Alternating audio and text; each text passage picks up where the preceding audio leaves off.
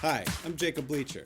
I'm a geologist. That means I study rocks and dirt on the Earth and planets.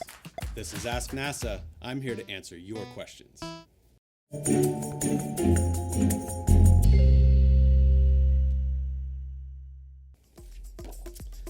What is unique about the surface of the moon? Well, the moon is quite unique from the Earth. It has no atmosphere. There's no air to breathe. What that means is that the processes that have occurred on the moon are all preserved there in the rocks. For instance, if you look at the moon from the Earth, you may see circles. Those circles are impact craters. Let me show you. Except, making craters is really dirty business. I need my crater making poncho. Now we're ready. Let's pretend this is the surface of the moon. It looks a lot like this. That's one crater, but the surface of the moon has many more. Oh, that was a good one. On the moon, these craters have formed over time, and as you saw, material from each crater buries the previous ones, making this very rough terrain. In that terrain, at the pole, there are some craters that we believe have water ice trapped there, and they never see the sunlight. That's good for science, and could also be a resource that helps our astronauts survive. Why study moon rocks? Well, besides the fact that rocks are awesome, each rock is kind of like a person. It has its own fingerprint. We talked about impact craters. That's recorded in the rocks. Whether or not ice or water has been near there, that's recorded in the rocks. It tells us the history of the moon. What tools will astronauts use to explore the moon? Well, hopefully we'll have plenty of tools for them. For instance, something like this. This is a hammer like you would use here on Earth.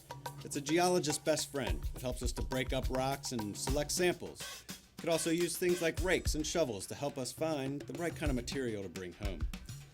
Eventually, we could be using tools more like this. This tool is an X-ray fluorescence spectrometer, or XRF. An XRF basically shoots X-rays at a rock and then detects what comes back. And as I talked about before, rocks have unique fingerprints. This helps us to determine what that fingerprint is. Our astronauts will also use rovers, like this model that you can see right here. These vehicles are designed so that they can help us move around on the surface.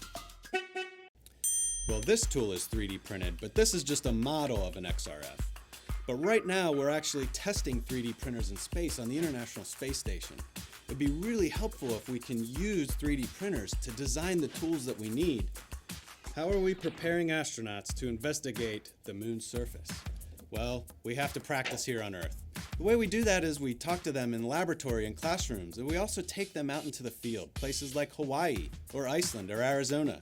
Places where there are similarities to what they might experience on the lunar surface. We're really excited to send humans to the moon with the Artemis program. The first woman and the next man will be going back there by 2024. Together, they'll be able to explore the surface of the moon. Right now, our plan is to send crew to the surface of the moon once per year and bring more supplies to the surface so that we can explore more and more of the South Polar region. That is a great question. The first thing that's going to be very different is that during Apollo, the sun was overhead. But at the South Pole, the sun is always going to be right on the horizon. That means we'll have really long shadows and areas that are very dark. It's going to be very different. We really are exploring a brand new terrain where no one has ever been. The studies we'll be trying to do are looking at and understanding perhaps the water cycle on the moon. And we really want to understand the processes that lead to that water being preserved there. Ooh, that's an intriguing question. First of all, we can see fairly deep into the interior of the moon by looking into craters. That's kind of our natural laboratory for getting at the inside of the crater. Every time a crater forms, there's an explosion that moves rock up and out from inside of the moon. So our astronauts walking around the rim of the craters can pick up rocks that came from deep inside. The bigger the crater, the deeper the rocks. Well, in fact, we are aiming for farther out. Eventually, we want to get to Mars. But first, we're going to go to the moon and learn some really important answers to questions that will help us survive the trip out to Mars. Because I guarantee you, I'm going to have a lot of questions for them when they get back. Do you have a question for NASA? Send your questions to our experts using hashtag AskNASA.